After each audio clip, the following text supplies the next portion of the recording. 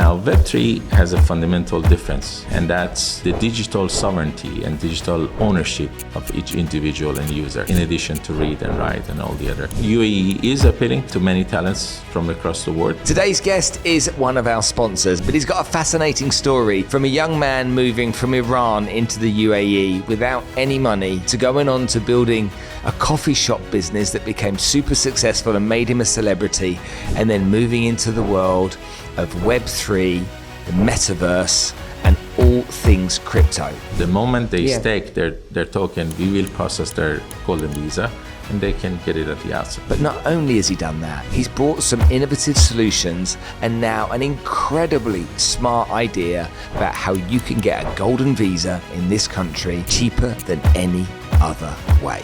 My journey has been a roller coaster, but if I go back, I would probably do the same because there was a lot of excitement, adrenaline, failures, successes along the way.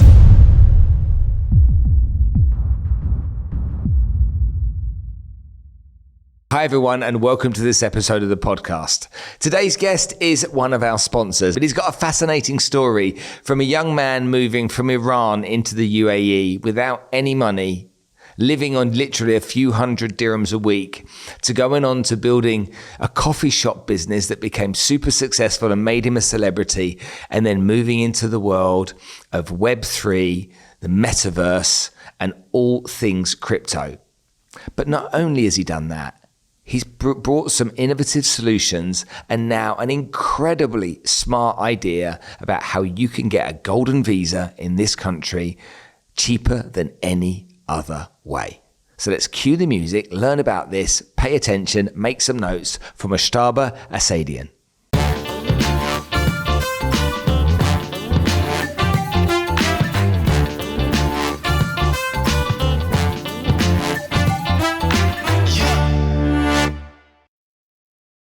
All right, folks, let me tell you about IOPn, the Internet of People. IOPn is the next iteration of the Internet, using revolutionary blockchain technology that's built on decentralized community ownership. Now, when I say decentralized community ownership, I mean it's not only controlled by a bunch of tech giants. Instead, everyone who's part of it has a say and a stake in how things run. It gives regular people like me and you and businesses and brands an easy and fair chance to grow and make some money and build communities. IOPn is making things happen through a few key verticals. Now let's go through them. OPN Chain is a cutting-edge layer 1 blockchain that's efficient, scalable, and eco-friendly. iCognitive, a set of AI tools changing how we develop apps. Yeah, develop apps. OPNverse, a dynamic, hyper-realistic, AI-powered platform that's making Web3 experiences better. Big organizations like Dubai Multi-Commodities Center, Dubai World Trade Center, and Ras Al Khaimah government are already seeing the potential with IOPn themselves. It's about creating a Web3 future where technology serves us, us, the people, unlike what Web2 did, where we often end up serving big tech companies. Check out the Internet of People today and see how you can leverage their ecosystem. I promise you, it's worth the time. Well, this has been a long time coming, isn't it? Yeah. Mo, thanks for coming to join us on the show today. My pleasure. Thanks for having me. You've been sponsoring the podcast now for nearly a year. And you've never come on the show. You've never been a fan of talking to audiences and being a public speaker or stuff like that. But you've got a fascinating story, and the fact that everybody doesn't know it, I think, is a little bit disappointing. So I think today's the opportunity that you've got for everyone to understand who you are, what you do, the difference you make, and really get kind of like a window into the world of this man we all call Mo. Yeah, Big Mo. Big O. Because you're tall. Okay, if anyone that can't see you is listening right now. So let's go back and start this journey from the beginning. Obviously, you and I have known each other for a while. We were introduced to each other by friends, and we've done some business together. You sponsored the podcast, and I've been fascinated by your journey and the areas that you've got involved in. Some of it, when you first explained it to me, I was sitting there thinking, what is this guy on about? But you were clearly somebody that could see ahead of time. Yeah. You could see stuff before I could see it, for sure. And that's just in the last 12 months. But when we look at your journey, just take me back. I mean, what kind of an upbringing did you have? What was your family like? Well, I mean, that's not necessarily a good thing. Sometimes I've been blamed why you're far ahead of your time. But yeah, I mean, I'm part of a family of four. My father is electrical engineer. We are Iranians. I moved to the UAE back in 97. I've been living here for the last 27 years. I'm happy to call UAE home because I spent most of my adult life in UAE. And I'm the eldest. I've got a younger brother who's 5 years younger than me. And I had a humble beginning in UAE. I was studying in university. I was working part-time. I was earning a couple of hundred dirhams per month. Really? But yeah, I'm proud of it. And I made the significant process ever since. So you weren't born with a silver spoon in your mouth. You didn't come from a wealthy background. Not necessarily. Do you think that when you come from nothing, there's a bigger driver for people to be successful? Absolutely. I've been always ambitious to make it big. Was it ambitious to prove something to somebody? Or? Not necessarily. I wanted to prove it to myself. You just wanted to be somebody. Yeah. So on this entrepreneurial journey that you've been on, let's catalogue this for a minute here. So, right. What was the first thing that you did that you can remember being really entrepreneurial? I think, look, I mean, my journey started with the passion and curiosity around gadgets, right? Early 90s, I started playing around with pocket Nintendos. Oh, those little things. Yeah. Okay. I remember playing Super Mario on that. And then eventually it got to Commodore 64, Ataris, Saga, having my own personal computer, 386, and then Pentiums. And so I consider myself a technologist because I had always that passion for technology, computers and softwares and so on. The moment that I felt that I'm going to do something was when I discovered e-commerce. It was back in 98 where I learned, it was my early days accessing internet. And then back then, if you remember, we were in Web 1. It was read-only. We were just accessing, certain search engines, no interaction. It was just being fed with the news, with blogs, and with information. And it was early days of Amazon. I was so inspired by Amazon and all the opportunities around e-commerce. So I started the very first e-commerce website in UAE back in 99 when we had the dial-up connection. So I think that was the beginning of my journey in digital world. So that was your first kind of like, I'm an entrepreneur now? Yeah. Yeah? Yeah. Do you feel like an entrepreneur? Yeah. Absolutely. And how did that business go? Well, I mean, we struggled a lot. We started with 5 SKUs. We used to copy what Amazon was doing in States. So we started with selling books, perfumes, and then we branched out to offering, obviously, more SKUs, more products. At some point in 2002, I launched e-shops, and I got obviously the known fast food outlets. I signed with them, and I onboarded them before we had Talabat or we had Zomato. So they were paying 2,500 dirhams to be on our website. I had Subway, I had Pizza Hut, I had KFC, Chicken Tikka, and all the other fast food brands to start with. And then we had a few of casual dining concepts onboarded. So, yeah. And so you were out obviously going to these places and selling your services to them. They were paying you for the service. Absolutely. Okay. So it was kind of knocking on lots of doors to get people to register 100%. With you. Yeah. Yeah. And so what happened to that business? Well, I mean, I continued till 2003 and I was living in Abu Dhabi back then. We were facing an issue with the shareholders. And I was, I think it was the beginning of my journey in a business. And I was so naive to give up my shares and move back to Dubai. So you just gave them all up? Yeah.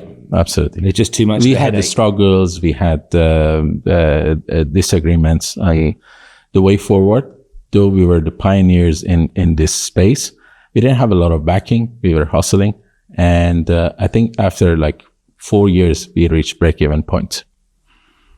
And so after break-even point, when it went into profit, you still gave your shares back? Yeah. I mean, has that business carried on and been successful, or is it?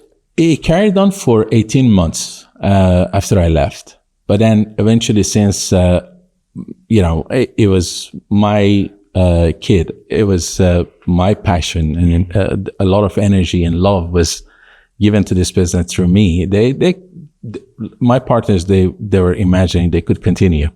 But then it took them 18 months to realize that, it's not just about corporate style. And when it's a startup, it's not just funding. And if you don't have the spirit and life behind, behind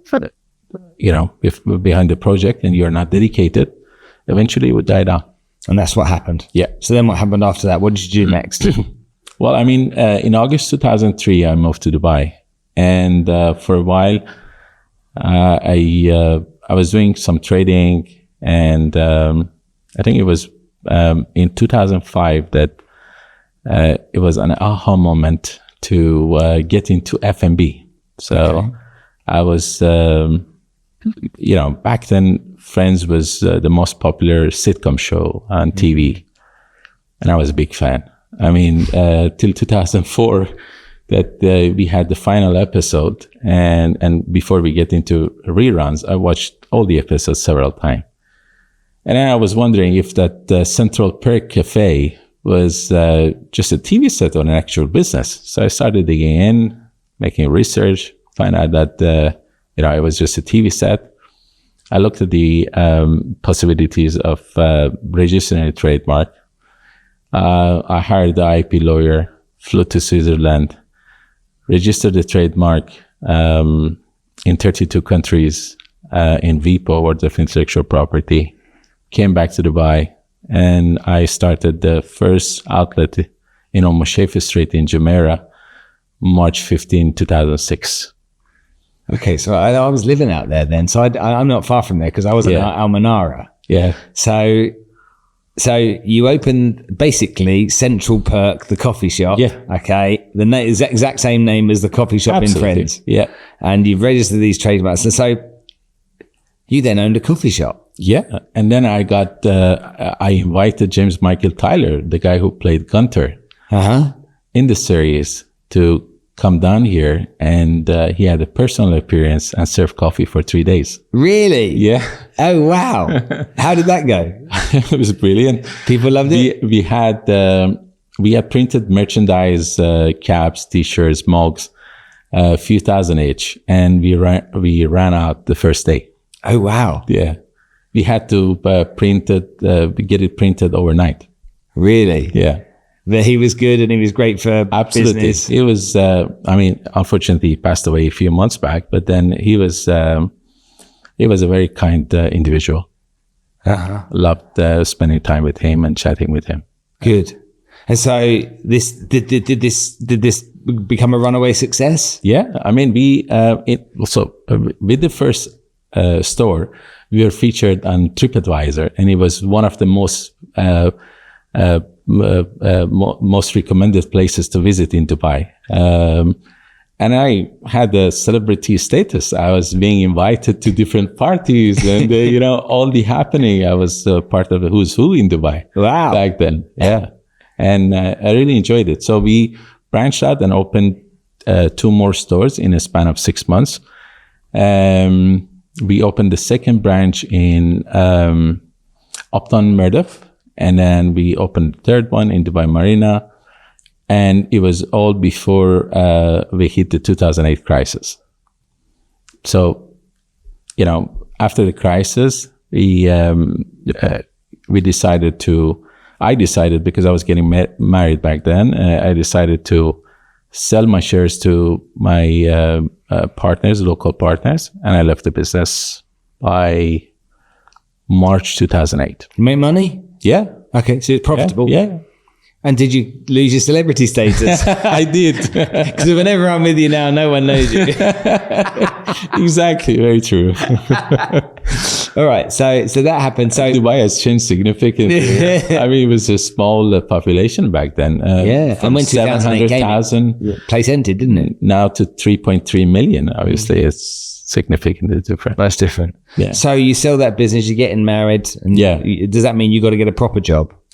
No, I mean, I think it took me a while until I figured out what I want to do. I flew to London. I started doing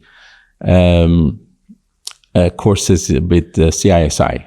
So I became a certified investment manager. That's Chartered Institute of Securities and Investment. Absolutely. So you did courses with them? Yeah, I did courses with them. I became a certified investment manager. And at a later stage, wealth manager. So wealth manager is for individuals, managing portfolio for high net worth individuals. And then the investment is more on the wholesale side, managing funds for institutions, banks, and so on.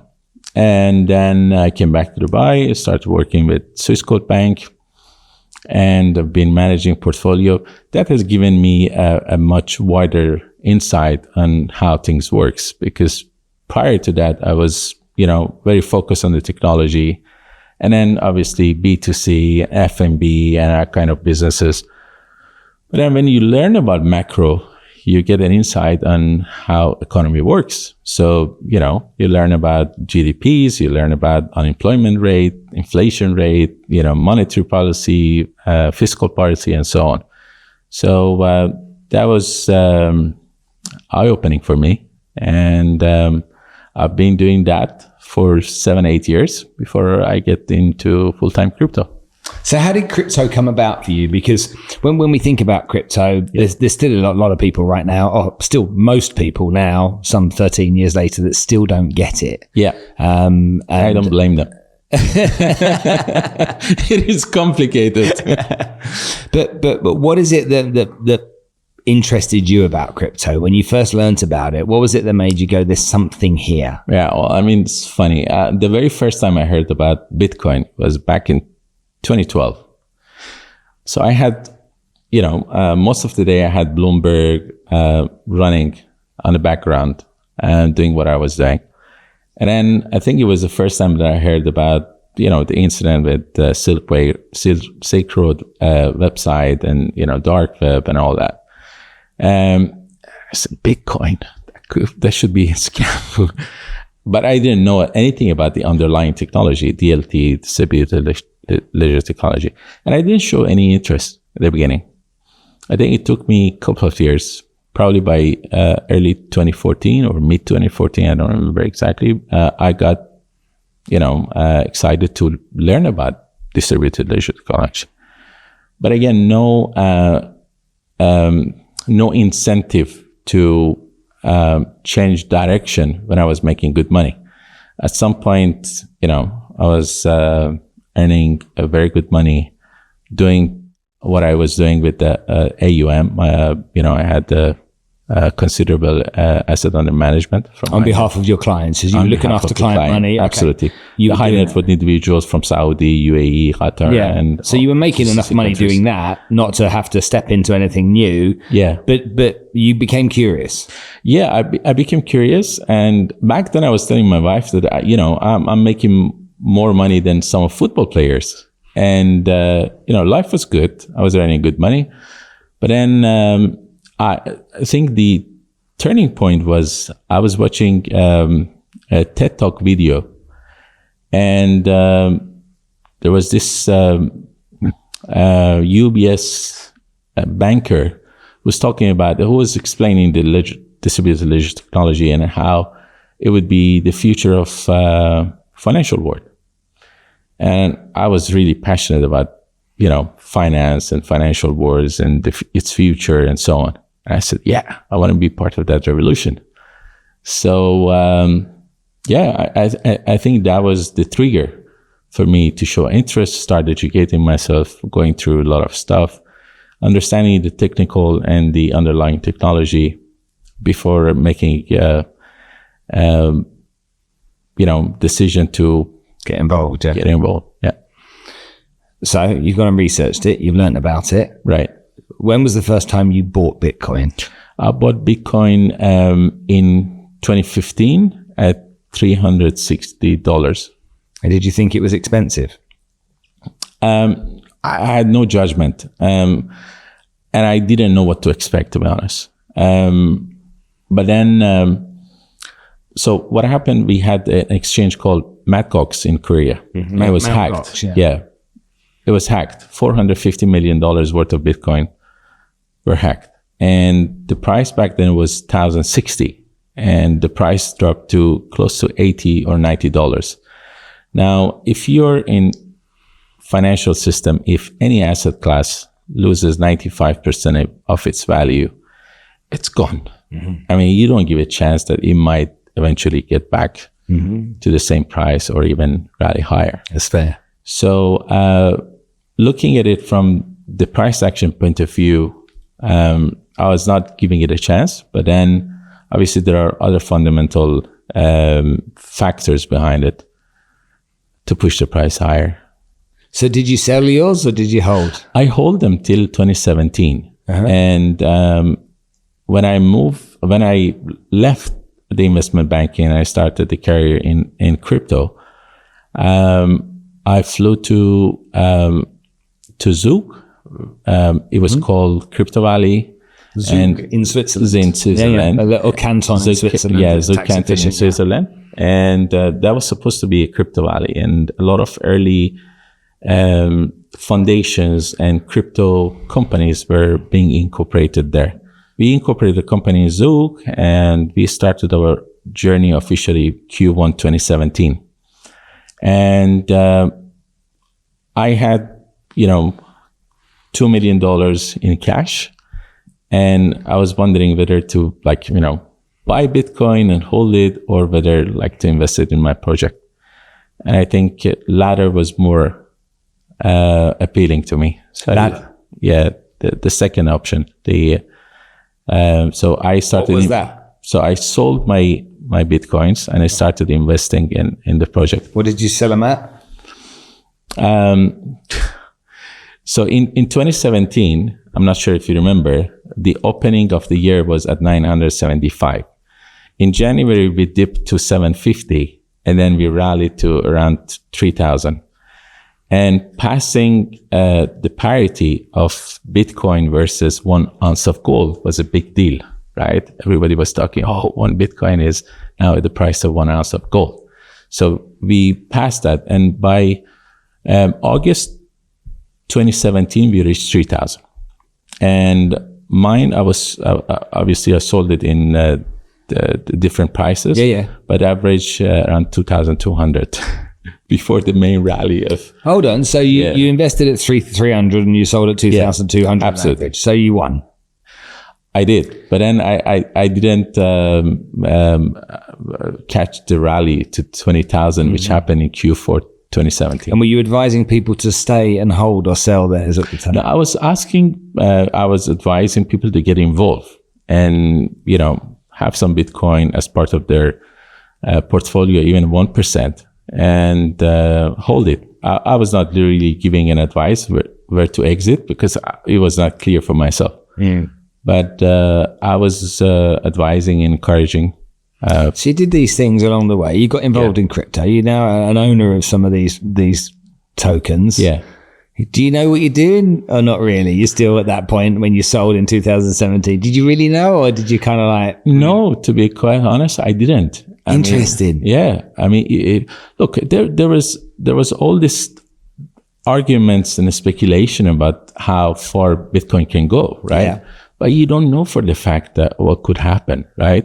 And back then, the liquidity was very low. The volatility was really high. And the correlation among digital asset classes was very positive. So it was really difficult to gauge, how far we can go. Yeah. No institution involved. It was purely sentiment based, with the retail traders. Okay. So then after that, you've moved on to your next project. Yeah. The next project was CovidX? Yeah. I mean, Exchange was part of the initial project that we started. Okay, but let's just stop for a second there, because most people, the next step isn't, I'll build my own exchange. Yeah. Yeah, I'll build my own Binance, Crypto.com, Coinbase. That's what I'll do. Most people wouldn't do that. Yeah. So what made you want to do that? Well, I mean, this is funny. I'm not really prominent or big on social media. I just have my LinkedIn. I would have never guessed. I have my LinkedIn account, but then I was connected with CZ before he launched Binance, right? Back in, I think, June 2017, right? And then I was following his path, and his success in launching Binance and how all of a sudden become the biggest crypto exchange in the world. And I was inspired by that. But I always had that passion for conventional finance as well. So the first platform that we launched was not a crypto exchange, was an FX brokerage firm or platform. So we got the license. So an online trading platform for Forex, yeah? Yeah. Okay. So we got the license for MT4 and MT5. We offered the same instruments that is offered through conventional FX brokerage, but with a key difference. The currency denomination was not in USD. It was in USDT. It was in Bitcoin, Ethereum, and our native token. Yeah. So what it means is you could have traded gold and your P&L would be in Bitcoin. In those. You could have traded the equity. And how did that sit with people? I mean, I was hoping that it would be received well within the trading community. Yeah. But it didn't. We had, I think in a span of 18 months, we had 40,000 registered members or users, out of which 6% were only active.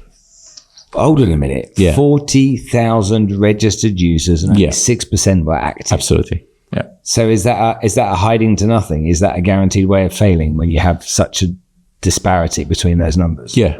Yeah. And they were like, the feedback that we were getting was like, we don't care for,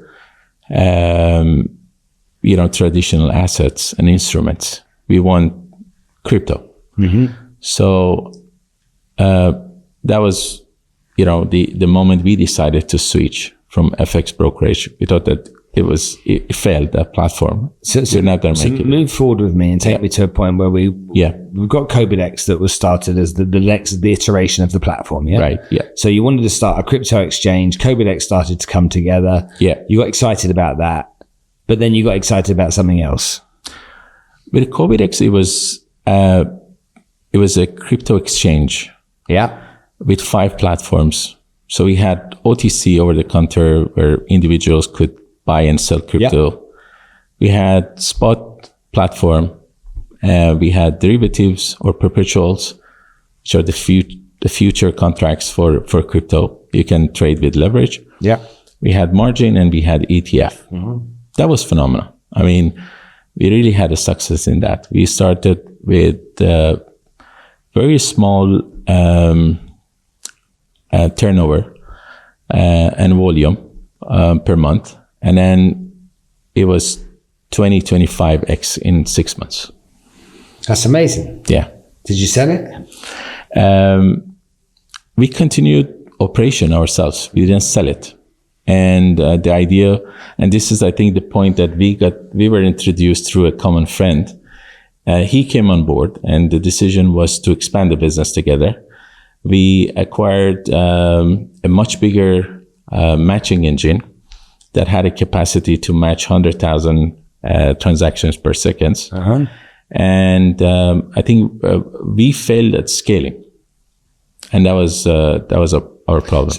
So that was the reason that business didn't grow as much as you wanted. Absolutely, you didn't take outside investment. You just kept it. Yeah, the technical side was great. The idea was having community ownership in the business. Yeah, was very appealing to users. And then the marketing wasn't great though. The marketing was not great, and we failed at scaling. So did you chalk that one up as a failure? Well, I mean, I would say a failure in execution, rather than the idea. Then after that, you and I met. Yeah. And we had a conversation about what your ideas were, what you were doing, what your ambition was. Yeah. And we spoke about what was happening in Ras Al Khaimah. Right. We spoke about Web3 and the metaverse and what your vision was for that and why people should get involved. Yeah. The metaverse doesn't currently seem to have that much interest on it as it did before. And for a good reason. I mean, what is that reason? So we are in a transition from Web 2 to Web 3. Yeah. Okay. So now to go back to Web 1, I said Web 1 was read only. Web 2, that it started early 2000s, was read and write. Okay. So it was the beginning of interaction. And all the social media that we currently have and we use is Web 2, right? So we started sending each other text messages and then later videos, images, and so on. Now, Web 3 has a fundamental difference, and that's the digital sovereignty and digital ownership of each individual and user, in addition to read and write and all the other Web 2 features. Yeah. So metaverse is supposed to be the UI or user interface for Web 3. Web 2, currently the infrastructure of Web 2 is CPU based. We've got servers with bandwidth, with CPU powers, and so on. Yeah. In order to facilitate this Web 3 and have a proper transition to Web 3, we need an infrastructure with GPUs. We need more GPU capacities, and this is for both AI and metaverse. GPU? Graphic unit processing. You're a definite techie, aren't you? You're Mr. Agreed. I have that in my blood. So essentially, Web 1, we get a chance to look at the internet. Something's on our screen, we dial in. Web 2, we're moving to a phase where now people are being able to use the internet as opposed to just look at the internet. Yeah. And that interaction is taking place now where you can shop online and stuff like that. And now you've got Web 3, which changes everything and turns it all on its head again. Yeah. Because Web 2 and Web 3 are fundamentally different. Absolutely. And those three most important fundamentals that are different about that are what? Web 3 versus Web 2. So digital sovereignty, digital ownership. What does that mean? It's just like, that's fancy words. Well, digital sovereignty. I'll give you an example here. Okay. So now if we use search engines on Google, right? Who would benefit? Google, because they will sell keywords through AdWords, right? So there will be a time that if you want to see ads, you have to give them a permission. Okay, in Web 3, you should be monetizing your privacy. They have to pay you in order to see the ad. You shouldn't necessarily go to the companies and search engines and so on. So they pay me? Yeah. To sleep? Absolutely. I like that. Yeah. Where do I sign? It's happening. It's in, so now, for instance, I'll give you an example. There is a browser called Brave, and it's been there since 2017. So this was set up called Brave. Yeah. What did it do?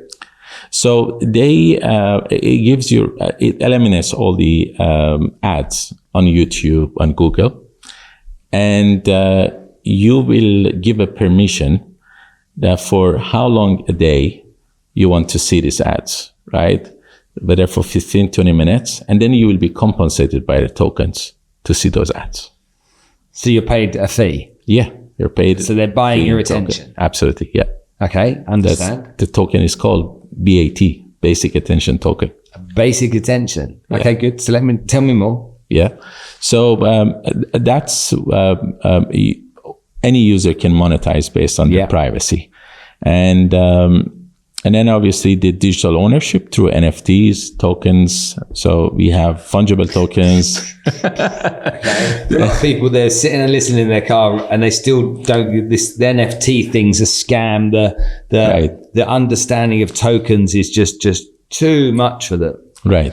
But you've gone down this world because you're seeing an opportunity. Absolutely. You're seeing this chance to finally, make some money again. Yeah. Yeah. 100%. I mean, this is the beginning of something significant. It would change the way that. But I think when I look at what you did with the metaverse, for example, you're ahead of your time. Yeah. Would you agree? 100%. Yeah. So clearly, as an entrepreneur, you can look into the future and see things. Do you think your timing's not good? Yeah, I mean, sometimes being an early adopter is not necessarily good if you don't have a big market. But then what's important is to stay in the game and stay relevant. Yeah. So how'd you do that? So we are transitioning, or we are evolving to a wider ecosystem called IOPn. IOPn. This is this new business that you started. Absolutely. Okay. So tell me about in words and sentences that my children could understand. just to explain what that is. What right. So Web3, the infrastructure layer is blockchain. Mm-hmm. Okay. And on top of it, you have other emerging technologies like AI, VR, XR, and crypto and so on. So the idea of IOPn, since it's Gen Z. Tell people what it stands for. Internet of People. Right. So it's a user-centric Web3 ecosystem. It means using the technology for human purposes, simplifying the access of users. I mean, non-crypto users, non-crypto savvy users to Web3. So with Web2, we have username and passwords. With Web3, we have private keys and public key. Yeah. Imagine if you lose your private key. Yeah. You lose access to your wallet. Yeah. Regardless whether you have $10 in it or $10 billion. Forever. And it's irreversible. You cannot reset it, or you cannot gain your access. So if I have got cryptocurrency in a wallet, on an exchange, and I forget the passwords, I can lose my money. That's different. On the exchange, if it's a centralized exchange, they take care of, they do the custody. Okay. So even if you lose an access, you can request them to reset your password. And but I could buy it on Binance. I could buy some assets, convert them into cash. Right. So why does it always apply? Well, I mean, but then the whole purpose of the Web3 is that you keep the custody of your assets, be it fungible tokens or non-fungible tokens, NFTs, without a need for the third party. That's the whole idea for decentralization. You're removing the third party. So if we take the example, I transfer money to you, you're in Canada, I send my dirhams and I want to transfer it into Canadian dollars. Right. I send it to you, you receive it in Canadian dollars because that's what I wanted you to do. Yeah. And I paid to transfer the money, but that was all. Yeah. Yeah. Okay. Right. So, I mean, again, the financial system currently, you have banks as custodian of your funds, right? Warehouses. Yeah. So now with crypto is different. Yeah. Because you don't need a custodian. You can hold your funds within your digital wallet. Okay. So you've got a grasp on this. Yeah. How much cryptocurrency do you own now? A lot. Do you keep assets in crypto? Yeah. Well, I could say 90% of my 90% of your net worth in crypto? Yeah, it is in crypto. Wow. So this company that you set up, talk to me about what happened with the Iraq government. Right. First of all, where is Ras Al Khaimah? Because again, there'll be people in the UK listening. Well, I thought you were in Dubai. I think they've mastered Abu Dhabi, but I don't think they've got to Sharjah, Al Quaid, and Ras Al Khaimah. But well, I mean, UAE consists of 7 Emirates, right? Yeah. So Dubai is known to everyone. When you're traveling, you say UAE, they're like, UAE, Dubai, they're like, I live in the UAE. Where's that? Where's that? I live in Dubai. And then they have strong opinions, don't they? Yeah. They either love it or they hate it. I couldn't live there. Too many people. But Dubai is a brand, obviously. Abu Dhabi has been doing a lot of branding exercises since 2008. Sure. Yeah. So go on, carry on. So Ras Al Khaimah, or in the short RAK, is the upcoming Emirates. It's the junior, the underdog punch. The underdog. Absolutely. So looking for a fight. They're aiming to be the third Emirates in terms of their GDP. They back in early 2020 they announced having the first casino in the whole region, which was a bit controversial. And ever since, I think they are on the road to expand their economy and obviously attract a lot of investors in their Emirates. We've been working closely with the RAK government over the past 3 years, and it was, I think, an event that we both go last year in October in RAKDAO event. That was. Yeah, it was a great event. So it was the launch of the first dedicated free zone for digital assets. And I think that was really a smart move, because in UAE, obviously, we have ADGM in Abu Dhabi. Yeah. They were pioneers. But they are more regulators. Then later on in Dubai, we had WARA. But a dedicated free zone for digital asset, you didn't have. And I think that's what RAKDAO presents. They don't have the regulatory body yet, but that's what's going to come. You set a company up, you've gone and done a partnership with the RAK government. Yeah. Okay. First of all, how well do you know the royal family in Ras Al Khaimah? I know them well. And how did you get to know them? I think it's the power of networks. You would, at some point, you would have an access to decision makers in the country. So you were a very keen networker. Yeah. And that's been something that's always been at the forefront of what you've done. You see it as a really valuable thing. Absolutely. And guess what? What's happened just recently means that networking rules. Yeah. Yeah. Okay. So tell me about what the deal is you've done with the RAK government and why. So it's a 6 years contract to contribute $100 million in technological development and economic development of Ras Al Khaimah. Just say that again. 6 year contract. Yes. $100 million. Investment. Okay. In technological development and economic why is that important?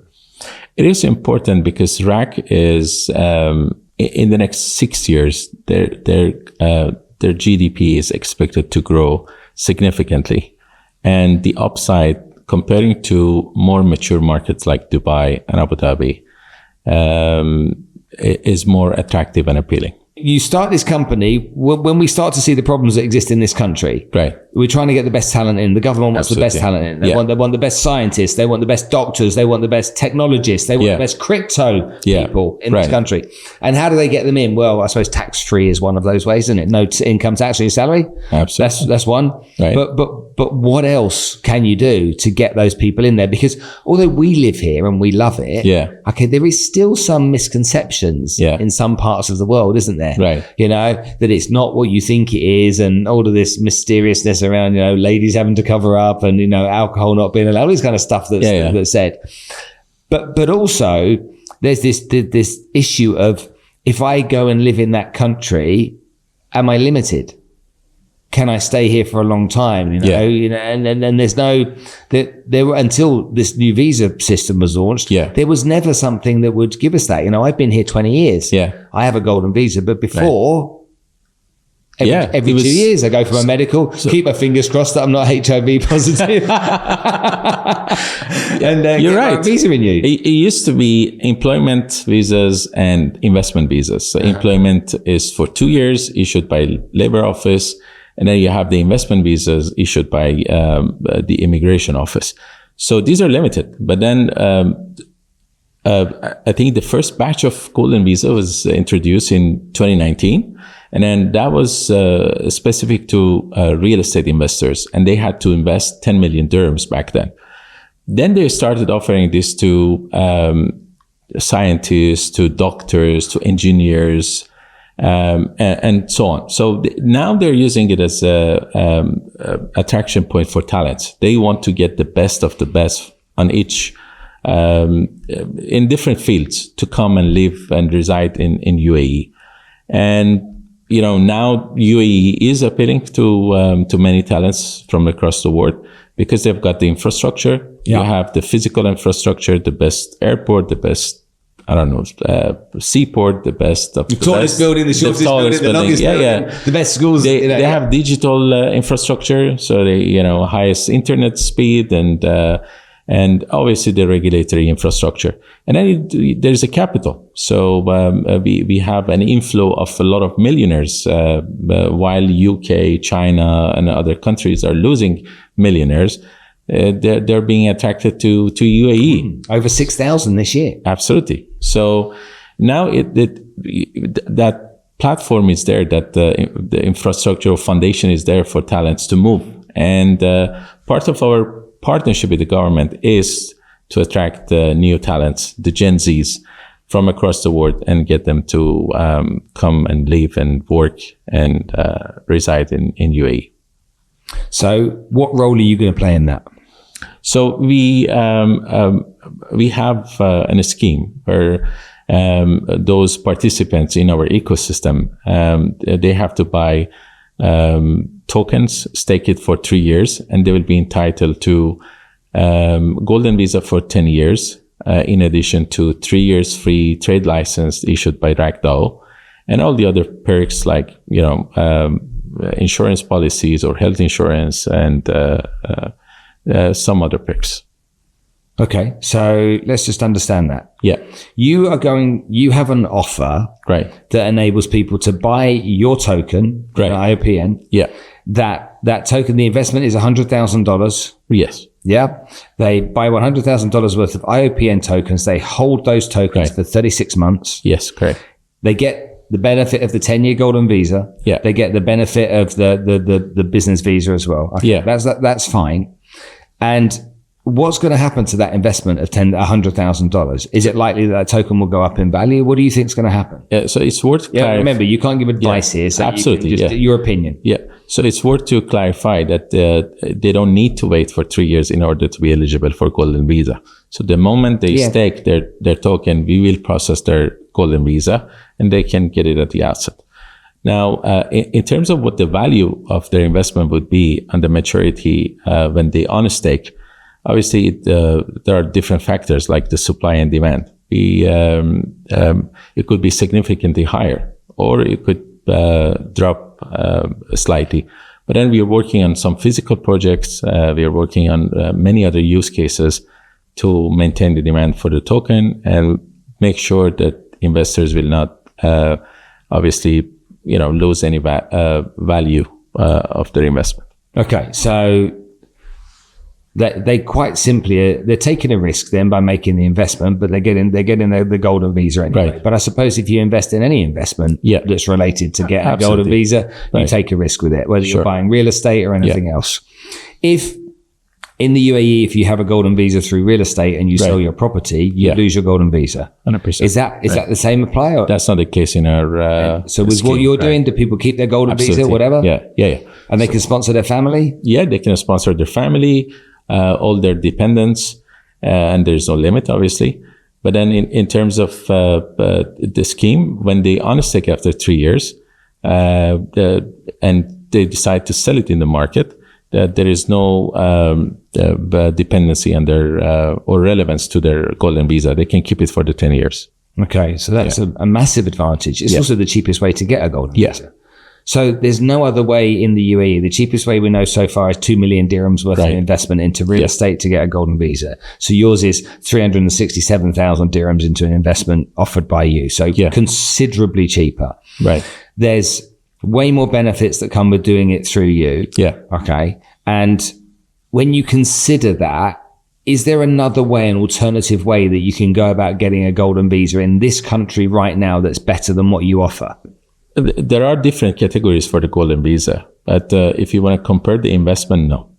If you're a special talent, if you are an artist, potentially, yeah, there are other schemes that you can apply.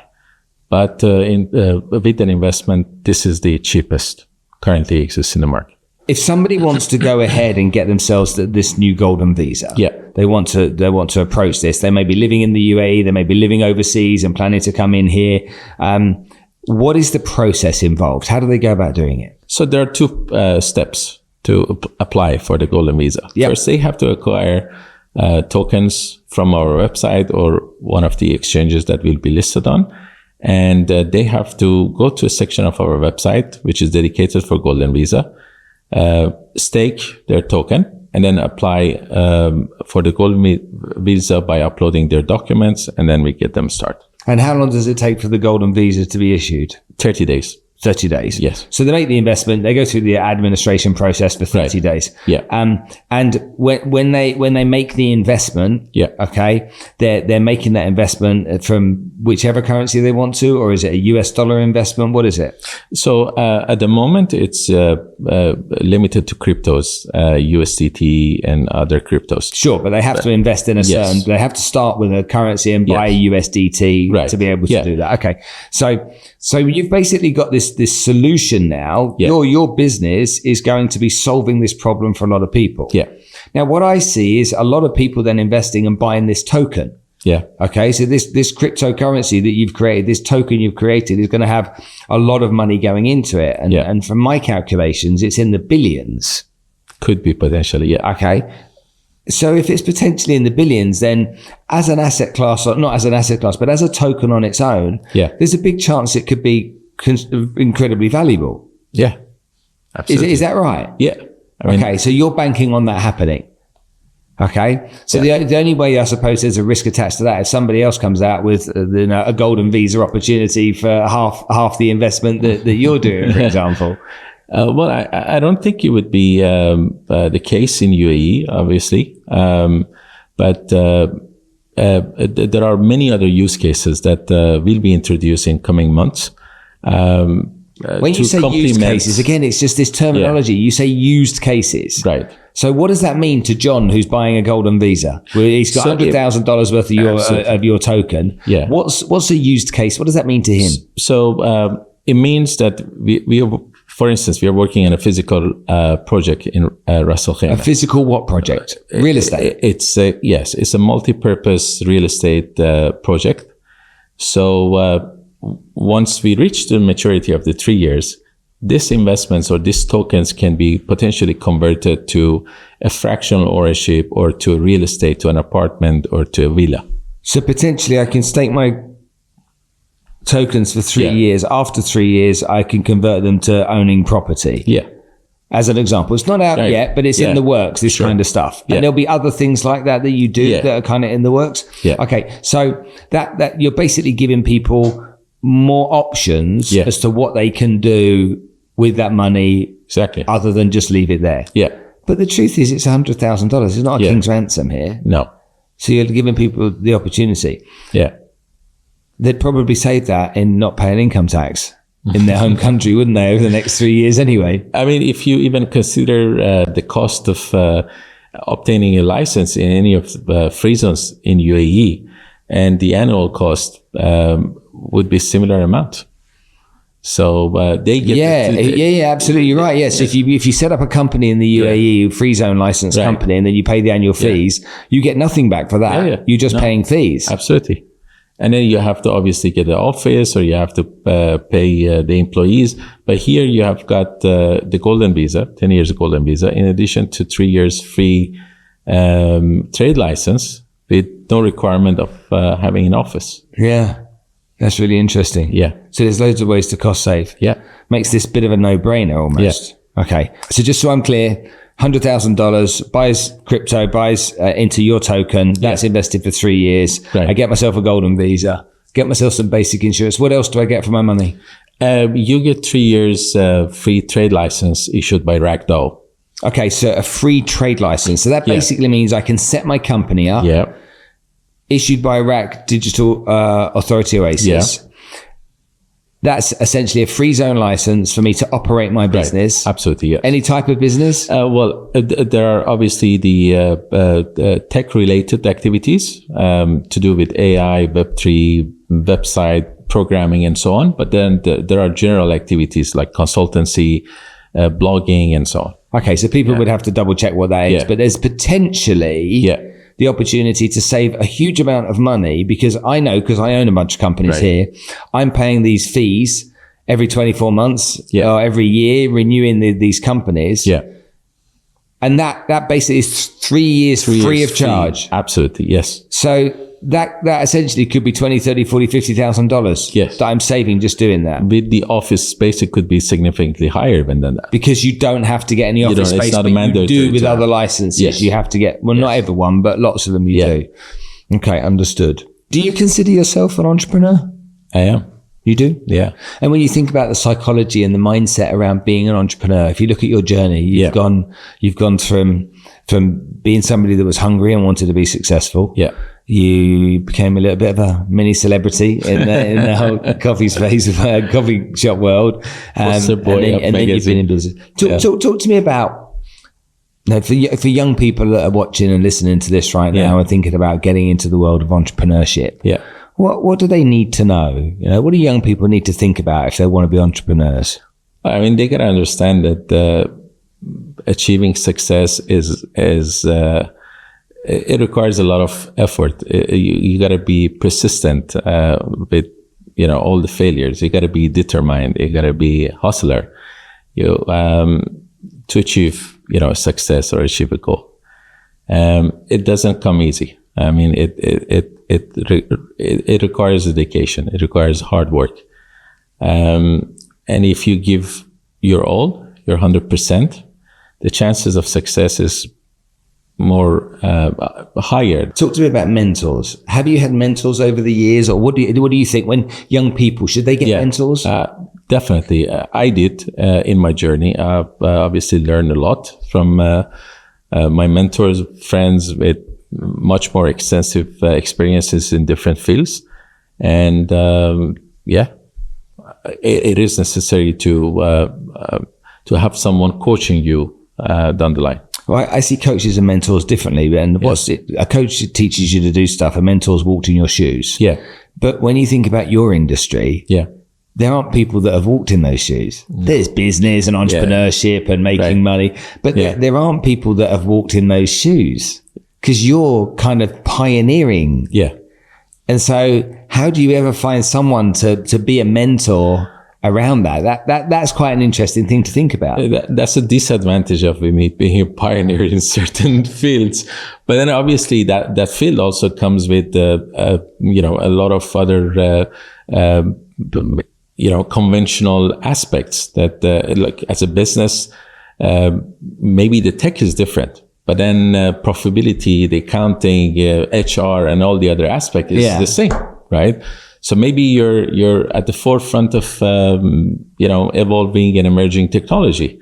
But then if you want to succeed as a business, you have to comply with all the other aspects of the business, right? You have to be profitable.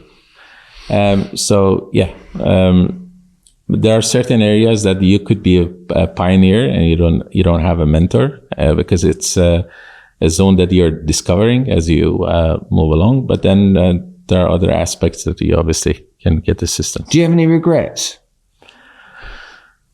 No, not. You sighed when you said that.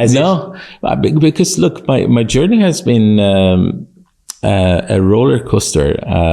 But if I go back, I would probably do the same, because there was a lot of excitement, adrenaline, failures, successes along the way, and I'm really blessed and happy with my journey. And tell me lastly, who's your hero? I think my dad is my hero. Why? I mean, I've seen him as he was in charge of a distribution company, like electrical distribution company with 4,000 plus, employees, 2 million subscribers. And he was running a massive operation. And he was well respected, very technical person. And I think a lot of ambitious or I always looked up to him to be successful. How often do you see your dad? I'll speak to him. I talk to them almost every night. Really? Yeah, I do every night. And I see them twice a year. But you speak to them almost every night? Almost every night. That's amazing. Even for 10 minutes. That's amazing. Yeah. That you have that level of communication with them. Absolutely. Interesting. Yeah. Mo, thanks for coming to join us on the podcast today. My pleasure. It's been Thanks fun chatting to you, mate. Likewise. Thank you.